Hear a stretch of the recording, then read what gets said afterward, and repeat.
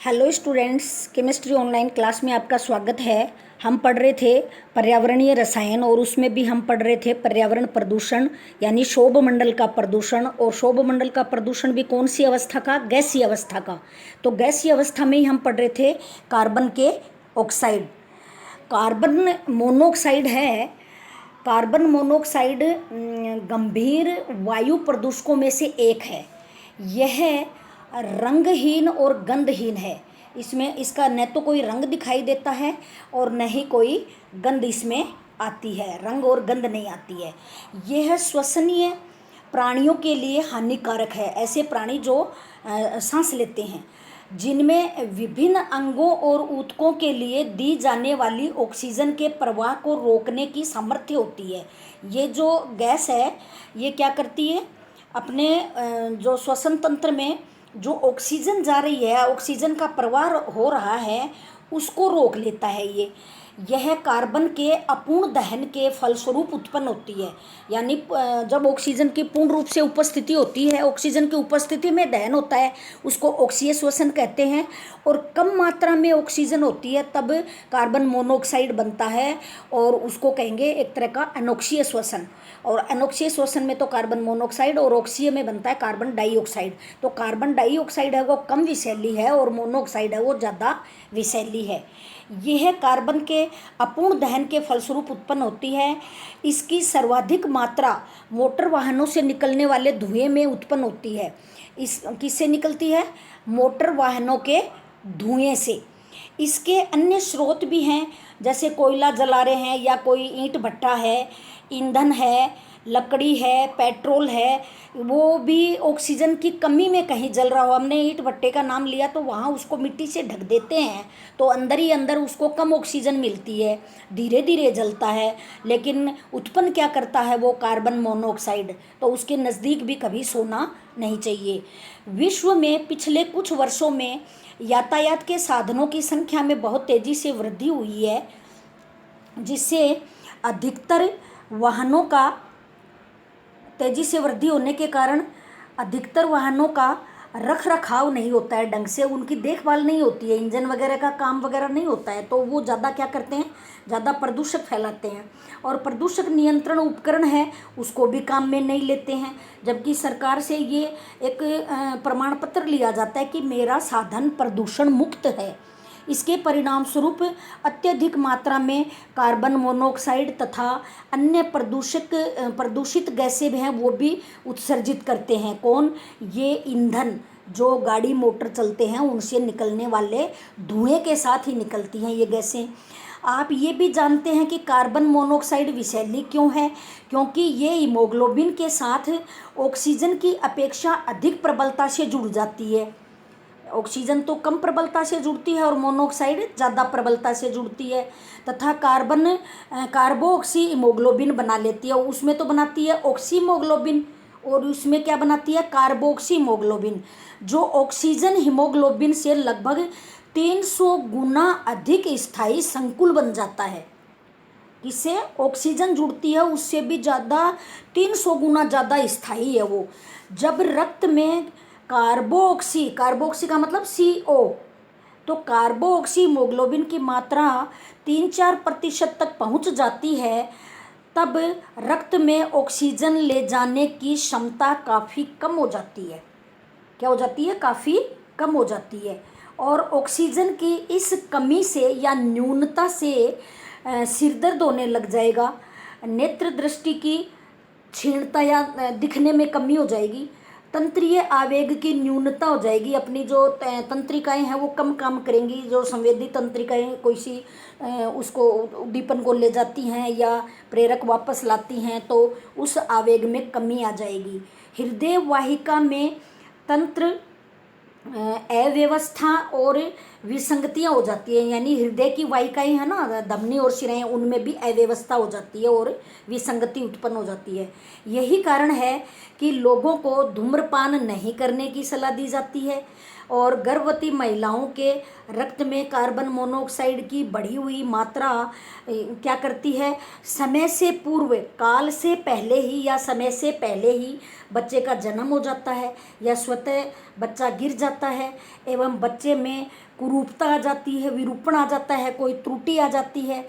ये इतनी विषैली होती है कि 1300 ppm की सांद्रता आधे घंटे में ही 1300 ppm पार्ट्स पर मिलियन, 1300 पार्ट्स पर मिलियन का मतलब है 10 की पावर 6 होगी शायद, देख के बताएंगे, और 10 की पावर 12 है या 6 है। तो इतने ppm की सांद्रता आधे घंटे में ही प्राणों के लिए घातक हो जाती है। दूसरे ऑक्साइड हैं कार्बन के ऑक्साइड। ये पहला ऑक्साइड तो वो हो गया मोनो, अब है डाइऑक्साइड, ये भी कार्बन का वो भी कार्बन का। तो कार्बन मोनोऑक्साइड है, कार्बन मोनोऑक्साइड है, वो भी श्वसन तंत्र पे क्या डालता है, प्रभाव डालता है। जीवाश्म ईंधन का दहन होने से और सीमेंट के निर्माण में काम आने वाला जो चूना पत्थर है उससे और वायुमंडल में ये अपने आप पौधों के द्वारा उत्सर्जित की जाती है या निर्गमित होती है। कार्बन डाइऑक्साइड गैस है वो केवल शोभ मंडल में ही रहती है, यानी पृथ्वी के ऊपर इसका घनत्व ज़्यादा होता है। सामान्यतः वायुमंडल में इसकी मात्रा आयतन के अनुसार, हमने जो प्रतिशत पढ़ा है कि कौन कौन सी गैसें पाई जाती है, तो हम कहते हैं कि 78% तो पाई जाती है नाइट्रोजन, और 21% पाई जाती है ऑक्सीजन, और 0.03% पाई जाती है अपनी ये कार्बन डाइऑक्साइड। कितनी पाई जाती है, 0.03%। तो जीवाश्म ईंधन के अधिक प्रयोग से वायुमंडल में कार्बन डाइऑक्साइड की मात्रा भी अधिक छोड़ी जाती है। कार्बन डाइऑक्साइड की अधिक मात्रा है वो हरे पौधों पर, हरे पौधों द्वारा कम कर दी जाती है, यानी हरे पौधों के इतनी काम में नहीं आती है, जिससे वायुमंडल में ये ज़्यादा हो जाती है, यथेष्ट मात्रा इसकी बनी रह जाती है। पौधे तो एक निश्चित अनुपात में लेंगे, रेशो के हिसाब से, ऑक्सीजन जितनी छोड़ेंगे उसी अनुपात में लेंगे। ऑक्सीजन अगर कम छोड़ रहे हैं तो कम लेंगे, ऑक्सीजन ज़्यादा छोड़ रहे हैं तो ज़्यादा लेंगे। लेकिन जब वायुमंडल में इसकी अधिकता हो जाएगी तो पौधे कितनी ज़्यादा लेंगे, अपने एक निश्चित अनुपात से लेंगे, वो कहलाता है आपका गुणांक। कार्बन डाइऑक्साइड और ऑक्सीजन का एक निश्चित गुणांक होता है, उसी के हिसाब से ये अवशोषित करता है पौधा कार्बन डाइऑक्साइड को भोजन बनाने के लिए। अब है वातावरण में CO2 की मात्रा बनाए रखना आवश्यक होता है। तो हरे पौधों में प्रकाश संश्लेषण की क्रिया है उसमें CO2 काम आती है। किसमें आती है, प्रकाश संश्लेषण की क्रिया में। इसके फलस्वरूप जब ये कार्बन डाइऑक्साइड लेता है तो बदले में क्या मुक्त करता है, O2 मुक्त करता है, ऑक्सीजन छोड़ता है, और इसलिए ये एक संतुलित चक्र बना रहता है। पौधों ने ऑक्सीजन त्याग दी और हमने ग्रहण कर ली, हमने कार्बन डाइऑक्साइड छोड़ दी, पौधों ने ग्रहण कर ली, पौधों ने फिर ऑक्सीजन छोड़ दी, हमने ग्रहण कर ली, तो ये चक्र बना रहता है। वनों के कटने तथा जीवाश्म ईंधन के अधिक दहन के कारण वायुमंडल में इसका अनुपात या इसकी मात्रा बढ़ जाती है और पर्यावरण संतुलन है वो बिगड़ जाता है। तो कार्बन डाइऑक्साइड की मात्रा बढ़ने से हमारे भूमंडल का या पृथ्वी का जो तापक्रम है वो बढ़ जाता है, और तापक्रम बढ़ने से बहुत तेज़ गर्मी बढ़ जाती है, अपने ध्रुवों की बर्फ़ पिघलने लग जाती है और प्रदूषण ज़्यादा बढ़ता है। अब है भूमंडलीय ताप वृद्धि और हरित गृह प्रभाव क्या है। तो भूमंडलीय ताप वृद्धि को कहेंगे अपन ग्लोबल वार्मिंग। वार्मिंग मतलब ताप वृद्धि, किसकी, ग्लोबल की, भूमंडल की। Global warming and green house effect. Green house effect किसको कहते हैं, हरित गृह प्रभाव को। तो इसके बारे में देखो, सौर ऊर्जा का, जो सूरज से आने वाली ऊर्जा है अपनी सौर ऊर्जा, उसका 75% जो भाग है, कितना भाग, सौर ऊर्जा का 75% भाग है वो पृथ्वी की सतह द्वारा अवशोषित कर लिया जाता है। जो सूरज की किरणें ज़मीन पे आती हैं तो 75% भाग है वो भूमि पे गिरता है, भूमि उसको अवशोषित करती है, जिससे भूमि का ताप है वो बढ़ता है। शेष ऊष्मा है वो वायुमंडल में पुनः विकृत हो जाती है, यानी फैल जाती है या वापस चली जाती है। ऊष्मा का कुछ भाग है वो वायुमंडल में उपस्थित जो गैसें होती हैं, जैसे कार्बन डाइऑक्साइड है यानी CO2, या ओजोन है, ये तो है 2 और ये है O3, फिर फ्लोरोकार्बन CFC क्लोरोफ्लोरोकार्बन यौगिकों तथा जलवाष्प द्वारा प्रगणित कर लिया जाता है। यानी ये जो ऊष्मा है ये कार्बन डाइऑक्साइड और ओजोन और जो वायुमंडल में क्लोरोफ्लोरोकार्बन है, ये गैसें होती हैं वायुमंडल में और थोड़ी बहुत नमी होती है, तो ये इस गैस जो ताप है उसको ग्रहण कर लेती हैं, जिससे अपने वायुमंडल के ताप में क्या हो जाती है, वृद्धि हो जाती है। और यही कारण है कि अपने भूमंडलीय ताप में वृद्धि होती है और आजकल इतनी तेज़ गर्मी पड़ती है कि हमसे सहन भी नहीं होती है। अगला बताया है कि हम ये भी जानते हैं कि जो ठंडे प्रदेश हैं, ठंडे स्थान हैं, वहाँ पर हमें क्या बोनी पड़ती हैं, यहाँ भी बोते हैं वहाँ भी बोते हैं, फल फूल सब्जियाँ आदि बोते हैं। तो उसके लिए वहाँ एक ठंडा वातावरण रहता है, तो तापमान ज़्यादा नहीं होता है, तो एक निश्चित टेम्परेचर के बिना वो फूल फल और सब्जियाँ पैदा नहीं होती हैं। तो इसके लिए एक कांच का आवरण है, उससे उस पौधों को या सब्जियों को ढकते हैं, जिसको हम कहते हैं हरित गृह, यानी हरियाली या वो हरी चीज़ें हैं जिनसे हमें फूल फल और सब्जी प्राप्त करनी है। फूल वाला भाग भी खाया जाता है, फल वाला भाग भी खाया जाता है और जड़ भी खाई जाती हैं। आपने पढ़ा है ये सब, रूपांतरण होता है जड़ों का, तनों का, पत्तियों का, तो वो खाने के काम आती हैं सारी चीज़ें। तो इसमें मनुष्य भी हरित गृह में रहता है और हम किसी भी कांच द्वारा आवृत नहीं रहते हैं, जबकि अपनी फल सब्जी हैं वो तो कांच द्वारा आवृत है या प्लास्टिक द्वारा आवृत है, ऐसा मोटा प्लास्टिक जो सूरज की किरणों को अवशोषित करता हो। तथापि वायु का एक आवरण, जिसे हम वायुमंडल कह रहे हैं, शताब्दियों से पृथ्वी का ताप स्थिर रखते हुए है, परंतु आजकल इसमें धीमा परिवर्तन हो रहा है। हमेशा से ये जो तापमान है इसको कौन ले रहा है, वायुमंडल लेता है, लेकिन आजकल ये जो अवशोषण की क्षमता है ये धीमी हो गई है।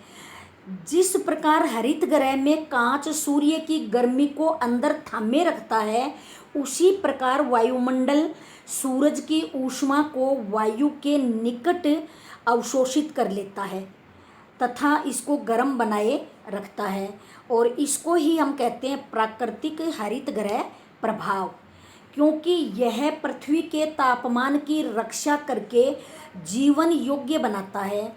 और दृश्य जो प्रकाश है, ऐसा प्रकाश जिसमें हम देख पाते हैं, दृश्य प्रकाश है, वो हरित गृह में पारदर्शी कांच में से गुजरकर सूर्य के विकिरण हैं वो मृदा और पौधों को गर्म रखते हैं, जो उस कांच के पात्र में जा रहे हैं।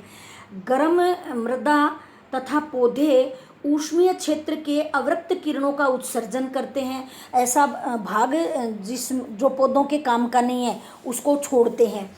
चूँकि इस विकिरण के लिए कांच अपारदर्शक होता है, वो कांच में से वापस नहीं जा सकता, अतः यह इन विकिरणों को आंशिक रूप से अवशोषित कर लेती है। वो मृदा कर लेगी या पेड़ पौधे कर लेंगे, शेष को वो परावर्तित करता है, कुछ भाग को तो अवशोषित कर रहा है और कुछ को वापस परावर्तित कर रहा है। अतः ये क्रियाविधि सौर ऊर्जा को हरित गृह में संग्रहित रखता है।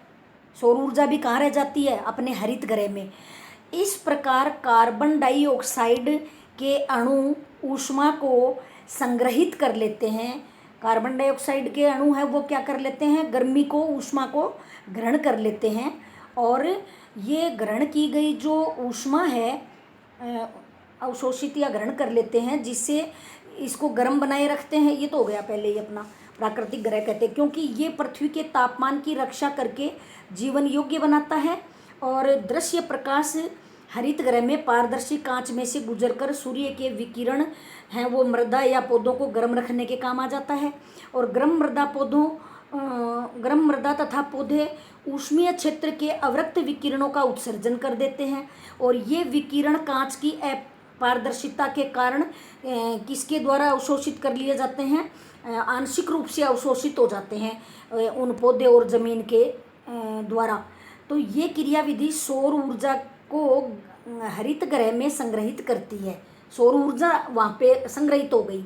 इस प्रकार कार्बन डाइऑक्साइड के अणु ऊष्मा को संग्रहित कर लेते हैं। वहाँ अंदर कार्बन डाइऑक्साइड है वो भी ग्रहण कर लेगी, क्योंकि ये सूर्य के प्रकाश के लिए पारदर्शक होते हैं और ऊष्मा विकिरणों के लिए नहीं होते हैं। यानी ऊष्मा विकिरण तो उसमें से न तो आ तो जाएगी लेकिन वापस नहीं गुजरेगी। कुछ भाग जो वापस छोड़ते हैं ना गर्मी के कारण, उसके बारे हरित गृह के कारण जो काम का है वो अवशोषित कर लिया, बाकी पड़ा रहा वहाँ, तो वापस पत्र में से वो नहीं गुजर सकता, क्योंकि वो पत्र है कांच का, वो इसके लिए अपारदर्शिता का काम करेगा वापस जाने के लिए। यदि कार्बन डाइऑक्साइड की मात्रा 0.03 से अधिक है, क्योंकि वायुमंडल में कितनी होनी चाहिए 0.03%, और उससे अगर अधिक है तो प्राकृतिक जो अपना हरित गृह है उसका संतुलन बिगड़ जाएगा। क्योंकि प्रकृति में हमें कितनी चाहिए 0.03 ही चाहिए, लेकिन उस हरित गृह में जो कृत्रिम हमने बनाया है उसमें वो मात्रा ज़्यादा हो गई, तो भूमंडलीय या जमीन का जो ताप है वो बढ़ जाएगा। और कार्बन डाइऑक्साइड का ये एक विशिष्ट योगदान है कि वहाँ ये मात्रा बढ़ गई है। कार्बन डाइऑक्साइड के अतिरिक्त अन्य हरित गृह गैसें भी हैं, जैसे मीथेन है, जलवाष्प है, नाइट्रस ऑक्साइड है, क्लोरोफ्लोरोकार्बन है। बाकी का आगे पढ़ेंगे। Thank you. बाकी का बाद में पढ़ेंगे आगे।